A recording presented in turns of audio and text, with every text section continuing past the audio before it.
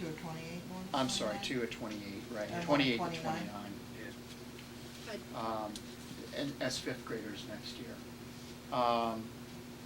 So that's the bachelor. At the Hood School, in the current, and again, this is all predicated on October 1 enrollments, which clearly change between October, when we take the official enrollments, 2008, and what that class will look like next year. It could certainly go up and down, but at the Hood School, in the third grade, presently there are 86 children in 4 sections.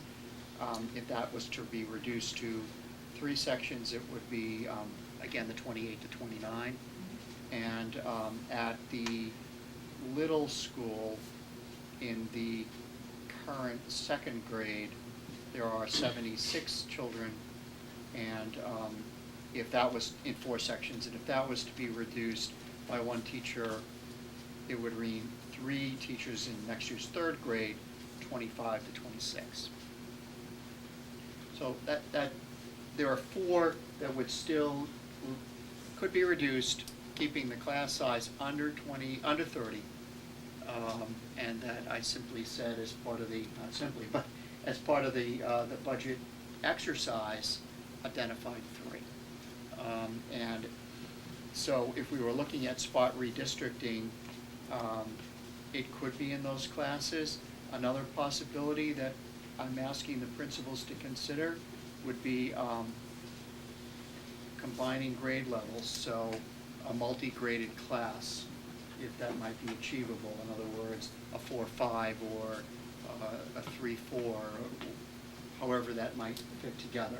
We've done that before, not for a while.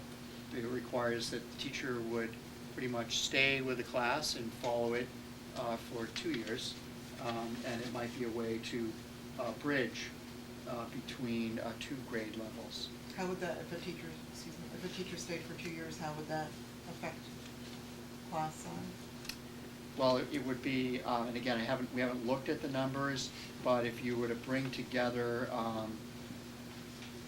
2 classes or 2 grade levels and find at least among all of the classes 1 where they could be, overlap, or 2 could be overlap. So you have sharing going on. It helps to even it out a little bit. Certainly, if I could, if this ends up coming to pass, and you didn't spot redistrict any students who moved into the these districts, especially at what would be the batch 5th grade and the Hood 4th grade next year, might not need to be told that they need to go to a school out of their district, because move-ins could easily push the class size to 30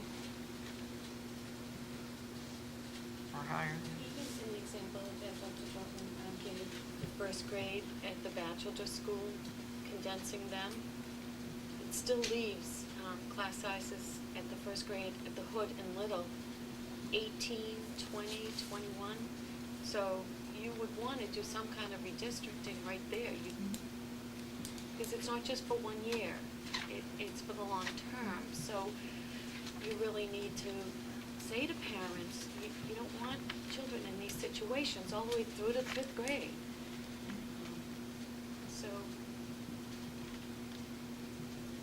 it's definitely room for it. There's disparities that exist currently, but they're all below the target. So and if we go over that target, then we need to consider redistricting. Okay, thanks, Marcy. Thank you for your time.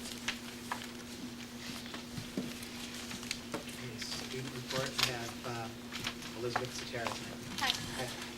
Okay, for the student report, the Student Leadership and Mentoring Club is having a Fuddruckers night tonight. Report cards with second term and mid-year exam grades were mailed last week.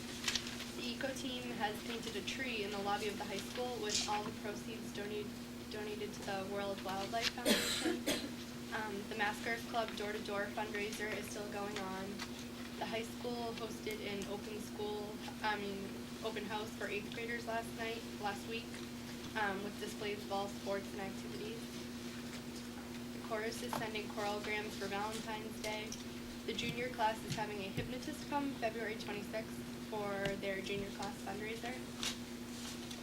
the Alliance Club held a movie night last week playing the movie Crash.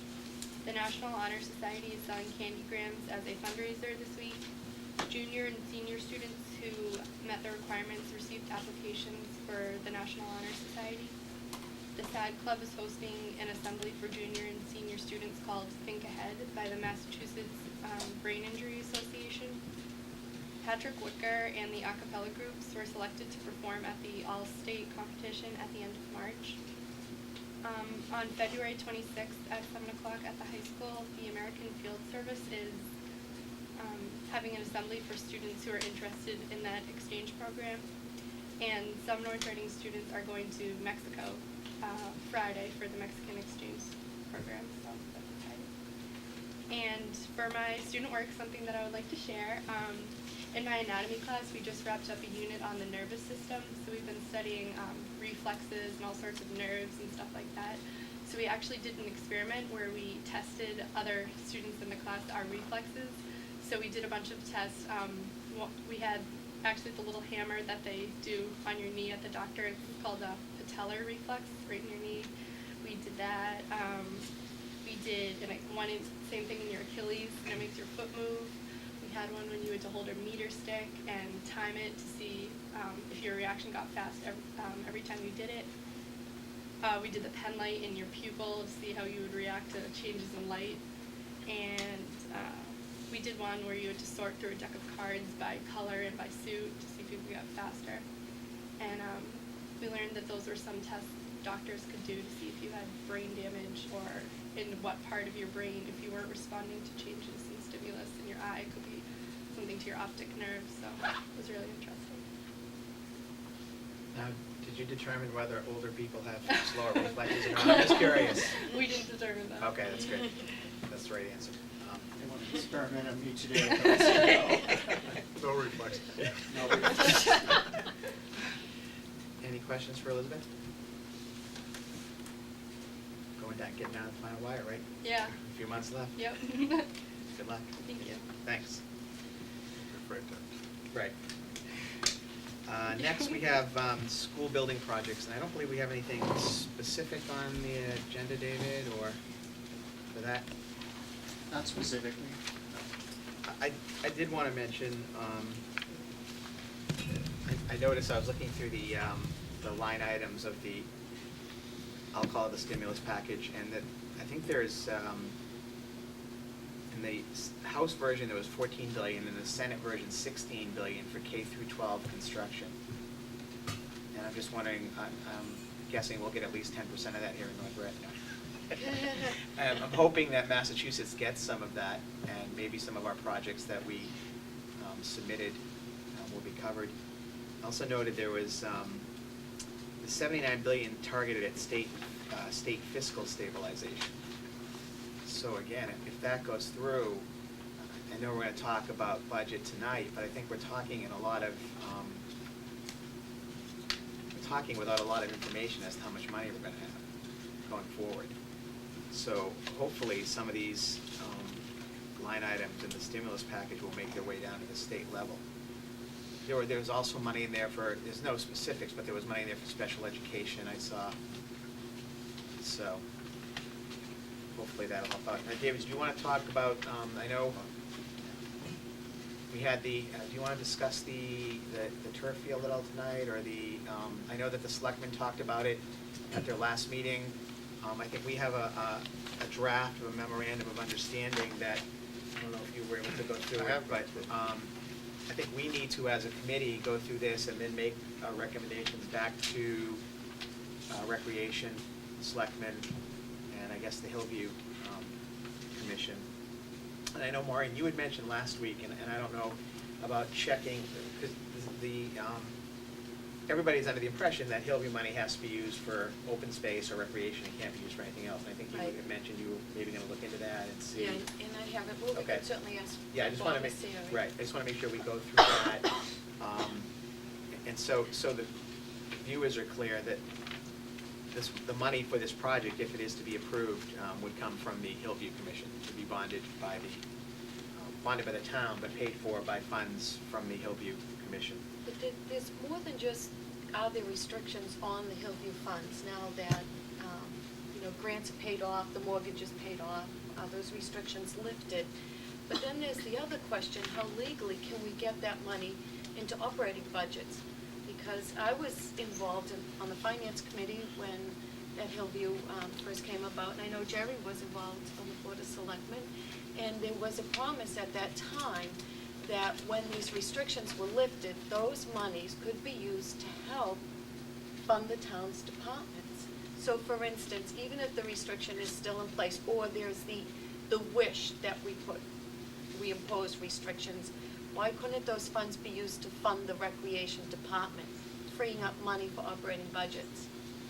Why can't we use those funds in an athletic department and ease the user fees on families? Why is the money always going to purchase open space or fund recreational uses? I know, we had Well, a we- discussion on that, and we were told recently, I don't know if Jerry was there, it was at an athletic subcommittee meeting, that no funds can be used to pay for any personnel. So if you wanted to fund the recreation department, you couldn't fund the salaries. That's what we were told. Or you couldn't fund, if you wanted to fund maintenance workers for the fields, you couldn't do that. You can't fund salaries. Now, we don't have that in writing, but that was told to us at an athletic subcommittee, so. I think if we're at that point where the Hillview now has some relaxing of their funds, that we're at a point where the town should actually get a legal opinion so that we don't have people like me asking questions over and over, and everybody throwing in what they think is the legal answer. We need to get a legal opinion on what can we do with these funds, and then we need to sit down and brainstorm on how then are they best used. I think it's great that we have parks. I think it's great that we have facilities.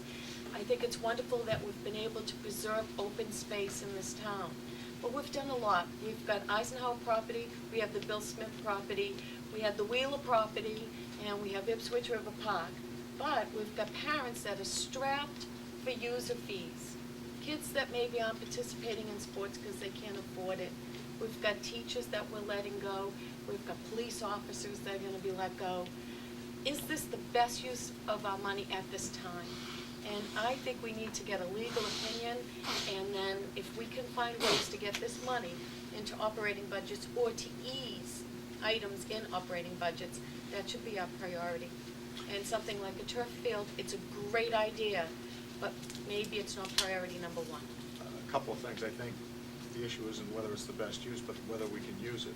So I agree with Maureen. I was going to suggest to myself that we get a legal opinion maybe from town council, and I know that nobody wants to be spending a lot of money on legal opinions, but I don't think it would cost much for them to look at this because town council has those resources and has, in fact, they may have even been town council when we took the property. But beyond that, my only concern would be that even if we would use these funds for those types of operational expenses that you talked about, these aren't necessarily recurring funds. Right. And the reason they have the funding now is that they've reached a point where the Hillview's profitable, but can you rely on this every year? And if they do this, they're going to do it pretty much through bonding, I think. Right. So they're going to be borrowing the money and then paying it off through the revenues they generate from the Hillview. So I'd just be concerned that if you did this for a year, next year, would you have those funds available Right. to do it again? I think there's a big difference between paying off bonds and supplementing, Yeah. subsidizing the budget. And you're right, you don't want to put it into a recurring operating expense, Right. but if we all really looked at what some of the departments do, take for instance, the incredible debt we owe on the Eisenhower property, that's open space.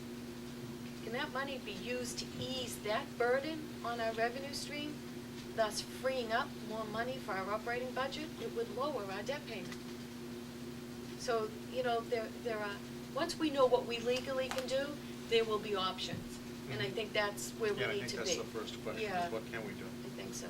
Yeah, I'm an ardent supporter of the turf field, but if we could use if we could use funds from the Hillview for other purposes that would either give us more money for operating expenses or reduce our debt, I'd rather do that than put the money toward a turf field. I don't want to sabotage this thing or submarine. Absolutely I not. support I mean, it 100%, but. And if in fact, there are restrictions such that, it has to